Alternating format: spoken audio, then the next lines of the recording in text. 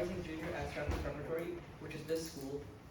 This is my facial recognition project, and I chose this project because I've seen machine learning algorithms being used all over the internet. I'm sure you guys see them as well, and I really wanted to have my own go at it and use some of the newer libraries like PyTorch. Oh, by the way, I'll be running everything on my laptop, but it works fine on my Raspberry Pi rather than the project runs fine in there. It was intended to be run on the Raspberry Pi, but just because it runs faster, I'll be doing it on my laptop. So here's a demo. Kind of have to run the entire thing because that's just how it works.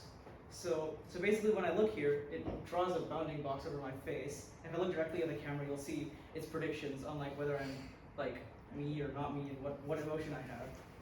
But I can go through the entire system. So first what happens is the camera takes a picture using OpenCV, and then it runs the image through a pre-trained neural network called an MTCNN, or a multitask cascaded convolutional neural network, big mouthful, which will identify all the faces in the picture from the camera. After that, we run just the crop picture of the face through two models, the facial recognition model and the emotion recognition model. Both models have been trained through transfer learning on top of ResNet 18, which is a pre-trained copy of ResNet 18, which is a popular model structure, which is good for things like feature extraction, which is why we use it for facial recognition and emotion recognition. Transfer learning is a really good method because you can use some of the predefined weights from another model and apply them to your new model without that much compute involved. So it's really easy to train them all on this computer. Yeah, so I really could have done it with about 200 pictures, but I ended up doing it with way more for the facial recognition and emotional recognition models. So yeah, that's my main project. It does the recognition. I also ended up doing some modifications. So you might notice at the beginning, it threw a bunch of garbage over here.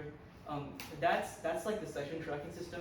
I wrote a script to track sessions of continuous facial recognition events, and it kind of just saves all the pictures that it sees into this directory. And after I put my hand over the camera, it logs them all over there, compiles them into a video, and then saves them under here. So it uses OpenCV's video writer class and FFmpeg to recompile it into H.264, which is a special video compression standard. But we do this because of my next modification, which is a website that I wrote using Streamlit to actually display all of these images and videos. And it requires that the videos be in H.264 format. So you can see over here, I made a download page, and you can view each one of the videos, download them or delete them. So for example, you can just see my face. Yeah, so that's the main project. I also have some other side things, for example, it auto deletes videos after 7 months of days have passed. And I also set up a procedure with Netcat to send over data to a Raspberry Pi, because this is originally intended to be run on the Raspberry Pi. So I have some code over here that will directly transfer text files containing the detections and images over to another machine, so you can specify an IP address and a port, and it will send it. So that's pretty much the main system. Big challenges I had. I did pretty much the entire thing from scratch because I didn't use Bluestamp's recommended tutorials or whatever because I felt pretty confident in myself. And the only code that I ended up using from the internet was most of the machine learning training stuff. Everything else was kind of just written by me. And yeah, I plan on putting it somewhere in my house because of the autonomous tracking features.